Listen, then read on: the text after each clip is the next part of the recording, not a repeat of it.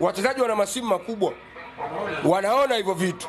Anaweza akaenda kule akarelax sasa, kumbe hawana shukrani hawa. Tukishinda ndio si wazuri kwa sababu hata sifa zetu wanasijua.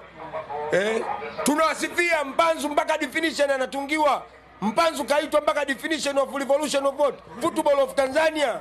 Kuna influencer mmoja aliitoa hii. Mimi nilimsifia sana. Sasa Mpanzu ameshasikia hiyo. Hapo leo anakusikia tena wewe unamwambia yeye Mpanzu hafai.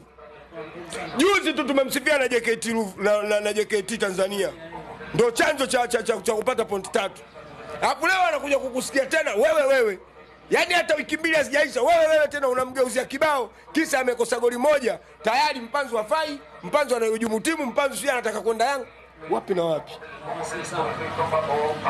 Juzi tu tumetoka kumsifia hapa Mr. Nicolas Pantev, Dimitro Nicolas Pantev. Tumemsifia hapa na tukaita mpira wake tunaita pila tatu. Watu tukavaa mpaka heleni. Leo anakusikia tena unamwambia yeye hafai. Inakuwa sio sawa. Kikubwa ni kuwa na tolerance. Umeelewa? Kuwa na tolerance, tutulie, tuangalie mashindano, mwisho wa msimu ndio tutafanya sasa tathmini ya jumla. Tukufuzu sasa. Ndio pale unaweza ukafanya nini? Ukaanza kuwataki uongozi, benchi la ufundi pamoja na wachezaji.